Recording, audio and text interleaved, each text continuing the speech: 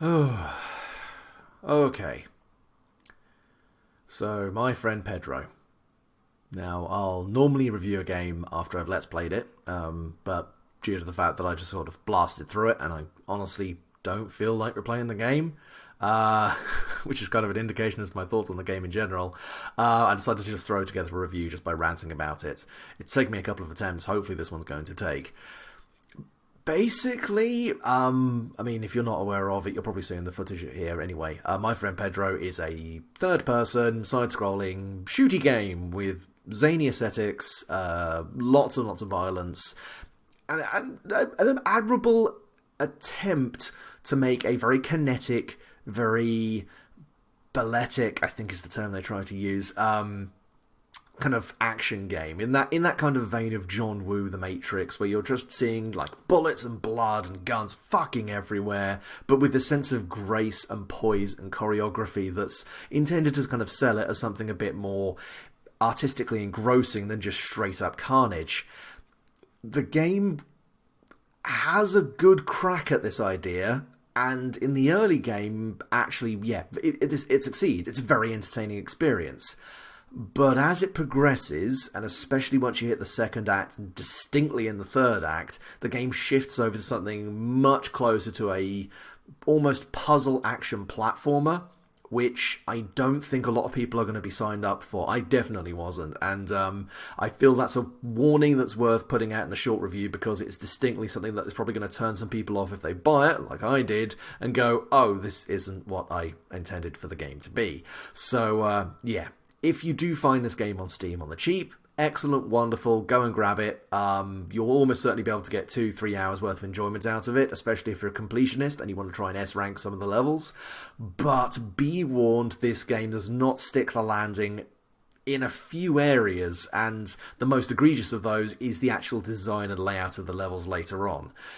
But anyway, I won't go into too much more detail right now. That is the kind of sub 3 minute, just shorty review. I had fun.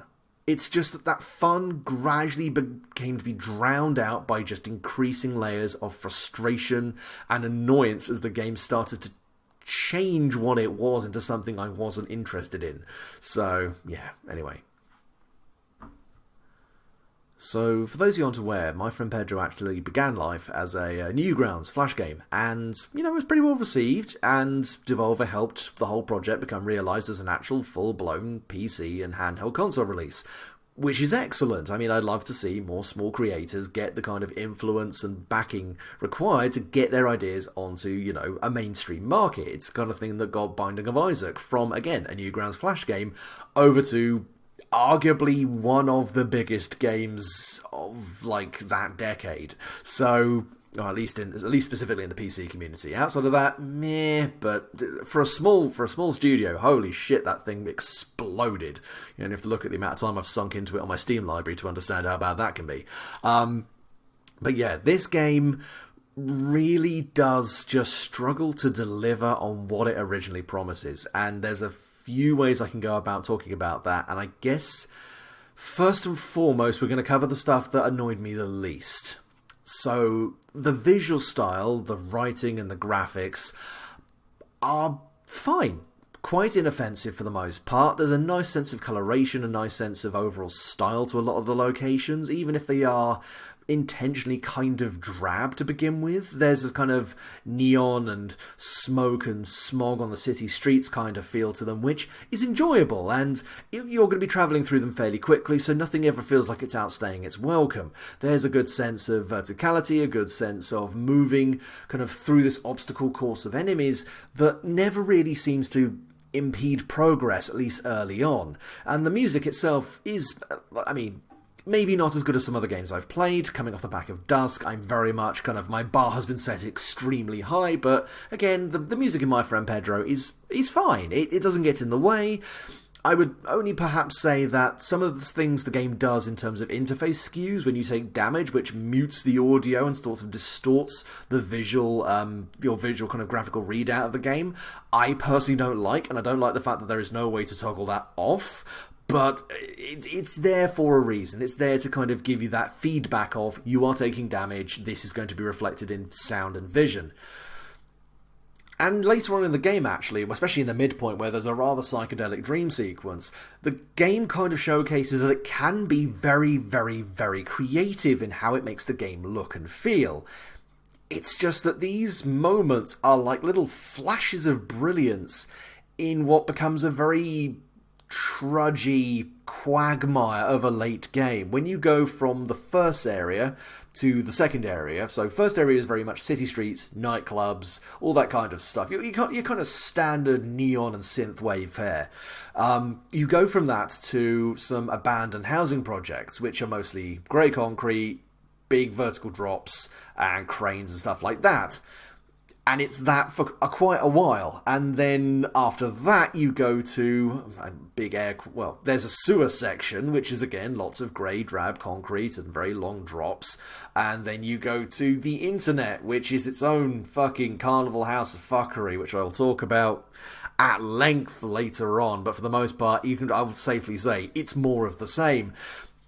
The game starts off well and then just sort of fails to do any more with its basic idea. Like, if you want big, wild, crazy visuals, keep doing them. Escalate. Bring them out more. Or if you're going to, say, jump back and forth between the drab, normal world and the psychedelic, funky world of, like, the character's imagination, don't just do it once. Give us, like, bleed-throughs. Give us, like, jumps back and forth between levels.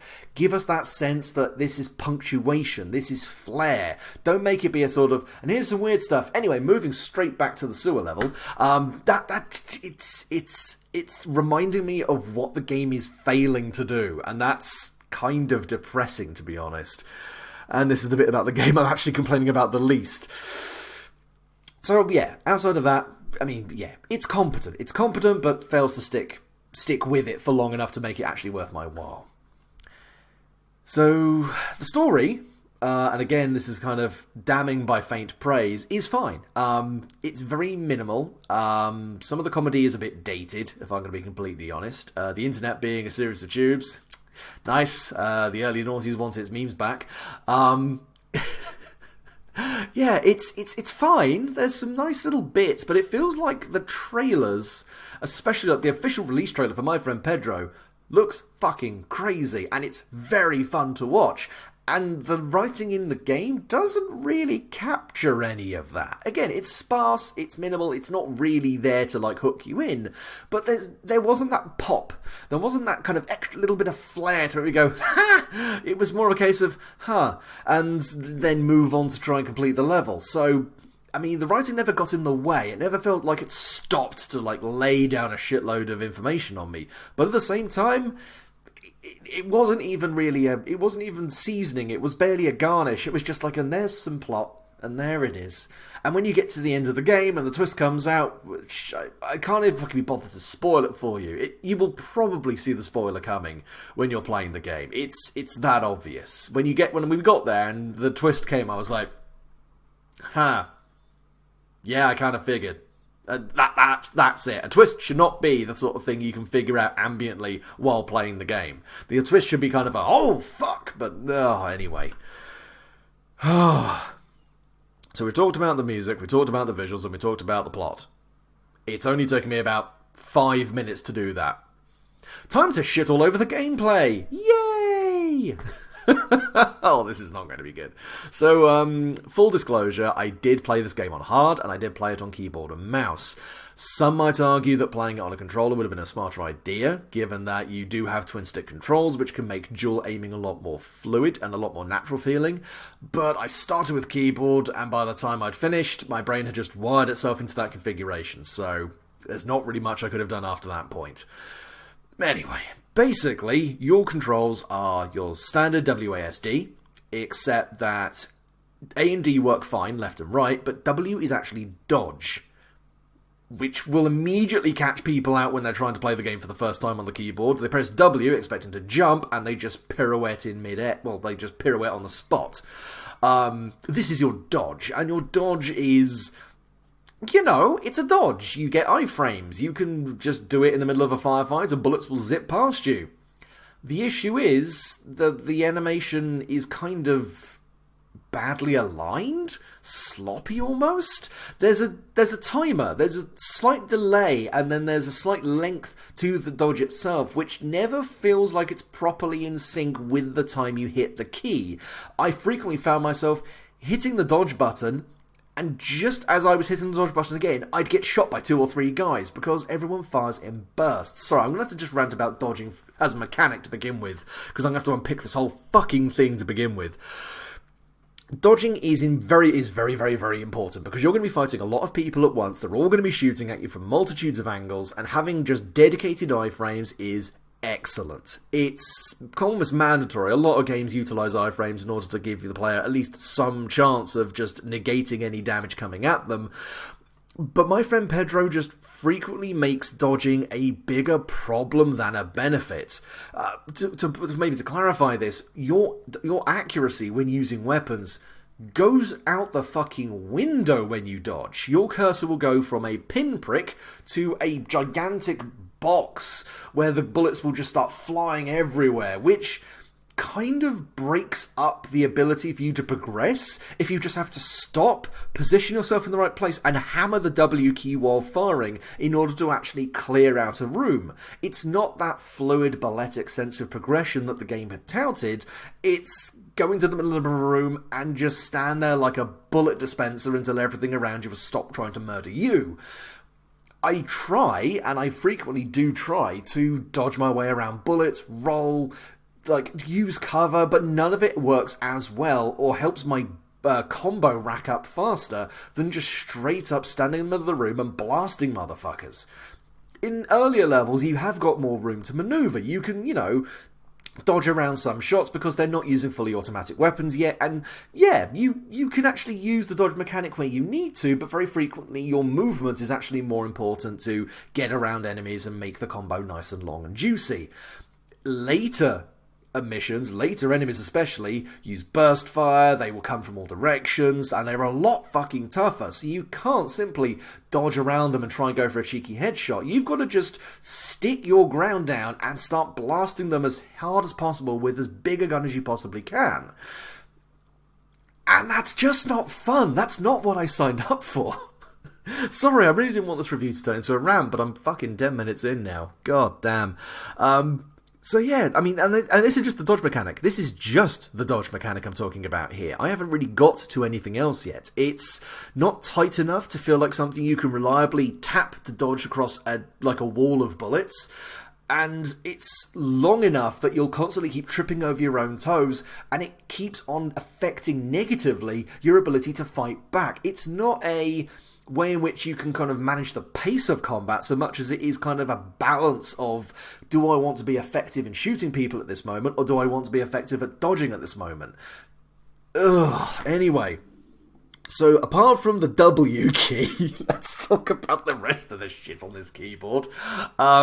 You also have the ability to duck and roll, and for the most part it's quite fluid, it's quite nice. The problem is, and this happened to me, I don't know if it happened to a lot of other people, but ducking and rolling in My Friend Pedro is death unless you're doing it for a puzzle. The minute you tuck and roll, you're locked into that for at least a second or so, maybe a little bit longer, and you have no iframes. Enemies will just point down and unload into you, and the amount of times I died doing that, I don't even want to try and recall how many that was, but it was strange to have a sense of, you have to dodge vertically. You can jump, you can dive, you can wall jump, you can spin dodge, but ducking, getting behind cover, is almost like the antithesis to what the game combat wants you to do.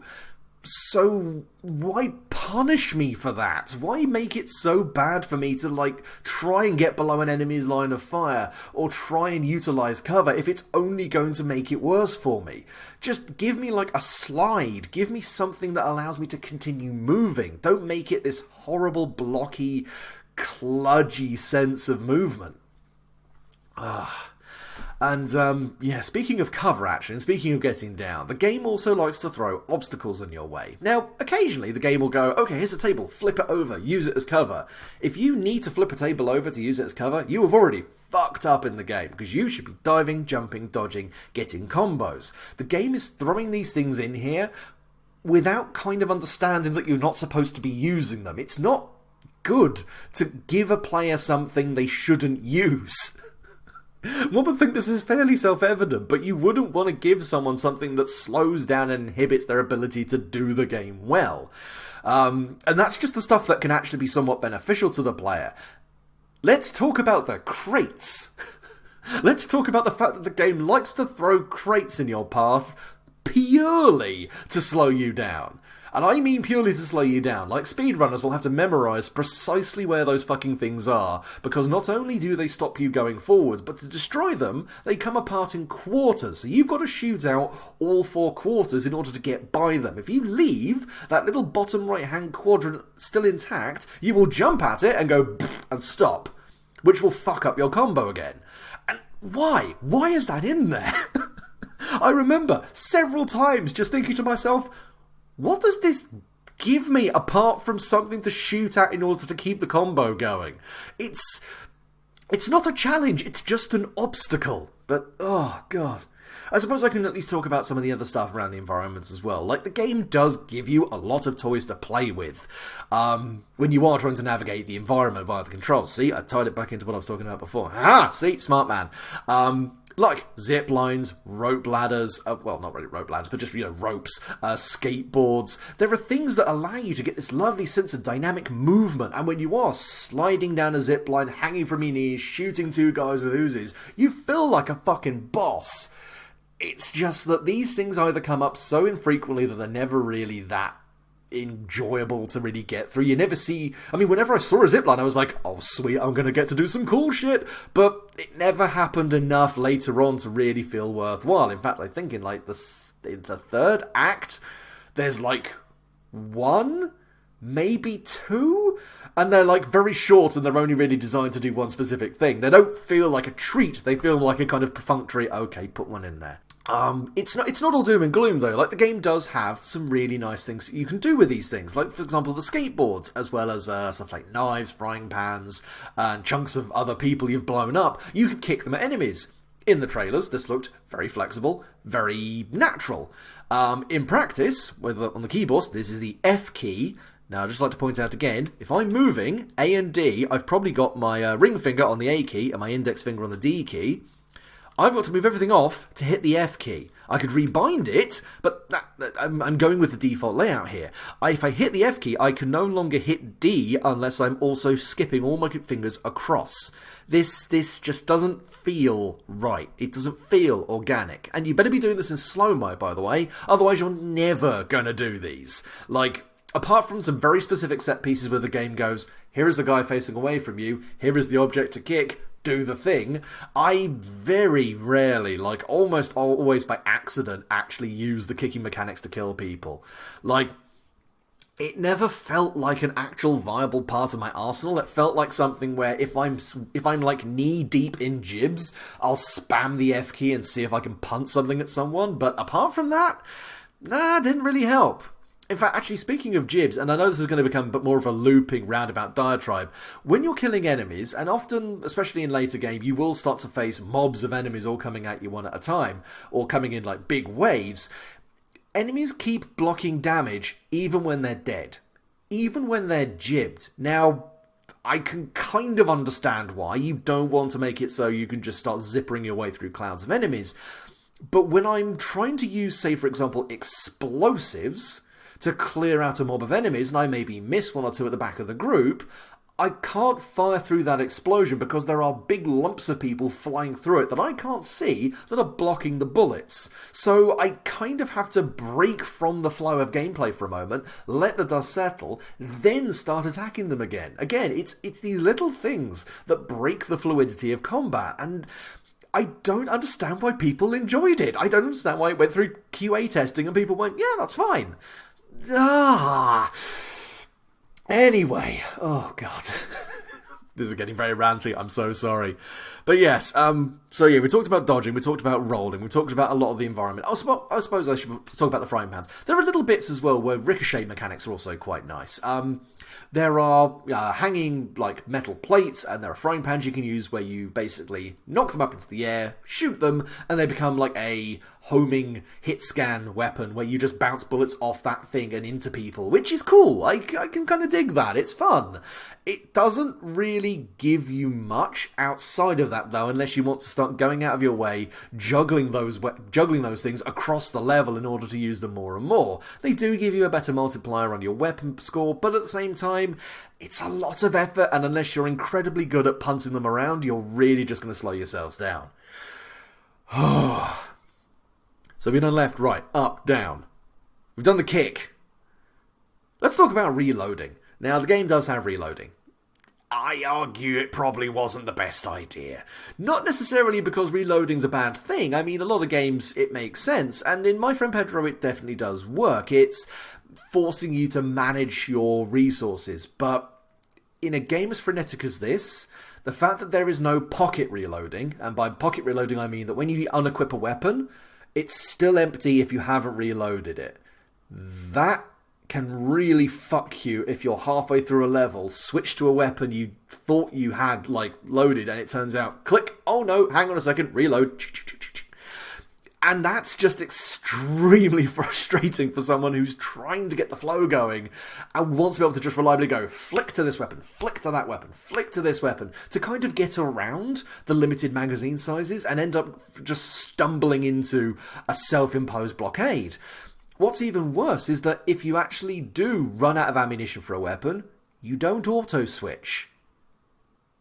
Why wouldn't you auto-switch? At what point would I benefit from running around with a gun that I can't fire? Like, tiny little things that I'm assuming would not have taken a lot of time to just tweak or change in the coding of the game just end up roadblocking my progress. I understand that you're supposed to be managing a lot of resources and a lot of plates are spinning while you're playing this game, but when you are trying to jump, dodge, shoot, progress, avoid obstacles, and then also manage the ammo counts of your weapons, make sure you've selected the right weapon for the right time, and as I'm about to talk about, aim in 2 different directions when you can, this now becomes so many different things to keep track of, you will invariably fuck up and get one of them wrong. I mean, to be somewhat demeaning to the game, I'm comparing this to things like Hotline Miami, and Hotline Miami 2 especially, where the gameplay was very tight, very intensely boiled down to the most basic movement mechanics, the most basic combat mechanics, so you could almost be like a fucking hummingbird of just click, click, click, click, click, click, click, move, turn, shoot, swipe. It was incredibly tight, it was incredibly minimalistic, and it worked. There was never a wasted moment, never a wasted click. In My Friend Pedro, if you lose grip, it's very much a slippery fucking banana of a game. If you lose pace of where you are, if you lose control of what you're doing, you will slip up and fall flat on your fucking face. And maybe the first couple of times that's not so bad, or it's a learning curve. When it's like the 50th time and you still keep making the same fucking mistakes, admittedly, again, this might be me, but I do see that some other people are having issues with this as well. Maybe that's more of an issue with the game. Just saying. But yeah, anyway, talking about aiming. So, mouse aiming wasn't too much of a problem. I kind of liked it. But when you move over to the dual wielding controls, this is when things get a little bit... So, the basic idea is left click fires. That's fine. Right click, if you've got a secondary weapon, if you've got a dual wielding setup, aims the other weapon in another direction. Now, in theory, that means you can paint a target with the right click and then fire at them as we fire in the other direction by moving across the room. The issue here is that it's not that reliable. Very often I found myself instead painting a bit of the scenery and then wondering why I was shooting in one direction, shooting in another direction, and no one was fucking dying. Because I was often either missing the first guy, or I'd painted the other guy, I'd painted the wrong fucking target, and now I was shooting, a bit of ceiling. In slow motion, this is more manageable, but it's still not as manageable if you're trying to, say, do the level for the first time, or if you're in the middle of a very intense firefight. It works, and I feel that if maybe it had a bit more of a snap to kind of feature to it, because, I mean, there is no discernible reason why you'd want to shoot at a random piece of scenery. This is, again, something that I think kind of just confused me slightly, is, okay, so secondary fire will target another enemy. Cool. But I've got to absolutely be certain I've clicked on the enemy, otherwise that icon will not snap to them. Just give me that little bit of extra leeway, game. Give me that ability to just go, over there, that guy, right-click, snap, goes to him. I mean, again, Hotline Miami had the ability for you to lock onto enemies, specifically so you knew that when you walked into the room, you could just go and hit them. It was a nice quality of life little thing that made life a hell of a lot fucking easier, and it was fairly forgiving in where you actually clicked. As long as you were relatively close by to them, you could just go snap onto them. So I'm doing a lot of snapping and punching at the moment. This talking about this game does actually get me kind of agitated. I don't want it to get me agitated, but it's kind of happening. So I think that's all the controls talked about. Now let's talk about how they handle. So, generally speaking, the movement in My Friend Pedro is fine. And there's a bit of an F there. The main issue with the movement, really, is that it's a bit sloppy. It's a bit too loose for its own good. Very frequently, you will end up moving, and when you want a sense of momentum, that kind of movement works really nicely. You sort of rush through things, slide across tables, dive through windows. It feels like you're making progress. When you have to stop or slow down and start moving from A to B, then we start having issues with how the game actually handles, because you're now having to try and be more precise in your movement. That rolling, as I said before, starts to really impede your progress, because you're starting to move 4 or 5 frames further than you really want to and have to fall off a ledge, or if you're trying to wall jump and you're in slow motion, you'll start greasing away up a wall, then flop off in the wrong direction. It's not tight enough to really support what the game needs to be doing. Outside of that, I mean, yeah, it's fine. The game does try some new things here and there, and it, to its credit, does telegraph a lot of the movement mechanics you need to do fairly nicely. It's during the dream sequence especially, you get the ability to fly by holding the spin key, which again was like a moment where my brain had to rewire itself and go, oh, now W does mean up as well as dodge. But it never felt like the game consistently used it for long enough. For example, there's a bike sequence, which is just one scene. There's a sequence very near the end where you're riding a walrus, which took a fucking while to get used to the controls of. The game keeps flitting back and forth between these different control styles and the original control style you're trying to get used to, and it's always this jarring sense of, oh, that's an interesting, oh no, we're done now. It's, oh, how about we try this? Oh no, that's done. It never commits to anything long enough to really make it feel like it's interesting. There's a moment, especially when you're getting off the end of the second act, you're falling off a skyscraper. I fucking hated that section, because you're now having to move in all 4 directions and manage your spinning and manage your dodging with enemies that you may not see because they're off the screen. Actually, speaking of Hotline Miami 2, when the game did off-screen enemies killing you. That's never fun, guys. That's never fun. And that particular sequence was just really fucking frustrating. So, yeah, no, don't do that. Don't do that at all. Right, I think I've ranted off about everything bar the actual gameplay design itself, and the level design specifically, so let's go and talk about that. So early on, the game is actually pretty excellent. I could have played another 2 or 3 hours of maybe the first hour of this game and not had a single problem with it. Like, just nice open environments, not too much puzzle platforming, a good use of like circular staircases and other stuff which gives you a sense of kind of depth and layering to the levels, but it all feels distinctly organic and natural to maneuver yourself around. It's not feeling like there are sudden blockades being dropped in your way to prevent your progress. And while there are some small puzzles, they're not puzzles intended to fuck with you. They're just there to kind of make the place look more like industrial or more interesting to kind of negotiate with. Now, as the game goes on, it starts to, as I said in the short review, add on these platforming sections and these puzzle sections and all these other bits of the game that don't really feel like they're intended for a game with these kind of controls and this kind of gameplay flow.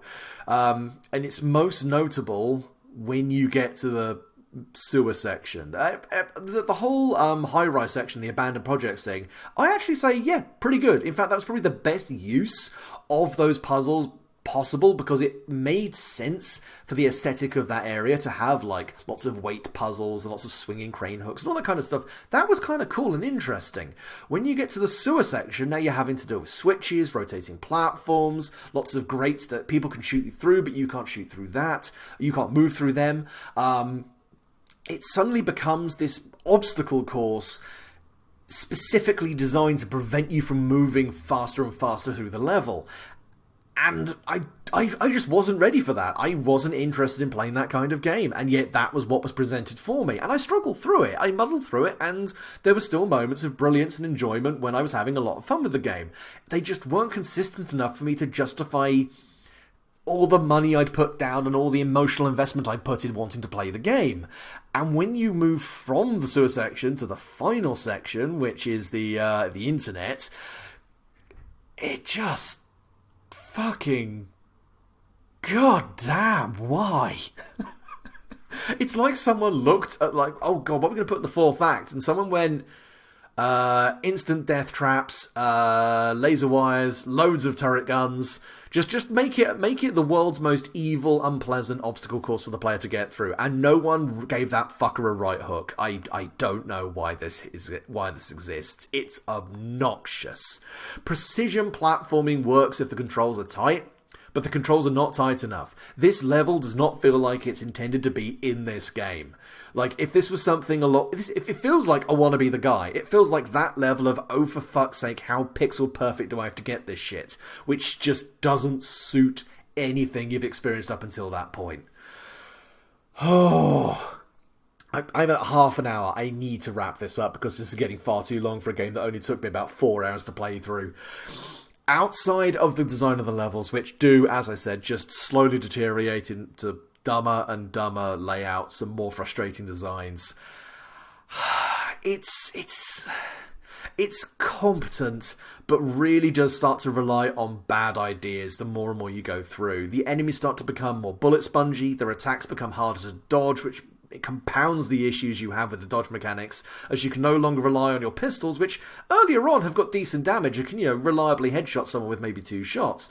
And you end up realising, oh god, no, I've got to start using all the really powerful guns that the game is throwing at me because either A, I've run out of ammo for everything else, or B, nothing else works on these guys fast enough, or I'm just going to tank a shitload of damage.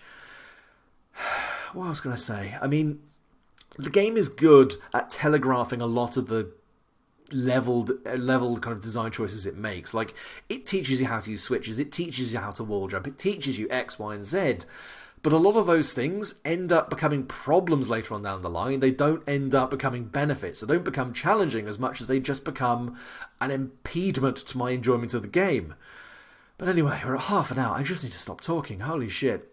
Yeah, this game really just frustrates me. It had such a great idea and it did so well early on, and then it just decided to start doing weirder and weirder things and lose sight of what made it fun in the first place. The game doesn't appear to have workshop support. I hope it will at a later point, because custom levels will hopefully save this game. People who have a bit more of a tighter grasp over how combat is supposed to work and how the controls are kind of designed to work with platforming might find a better way to utilize this game. But as it stands, unless you really, really, really, really like this kind of stuff, and if you've listened to this and actually think, you know what, I'll still give it a go, more power to you. But personally, I'm going to be deleting this, and I'm not going to be replaying it. So yeah, thank you very much for listening to me ramble for far too goddamn long, and I will catch you later. Have a good one, guys.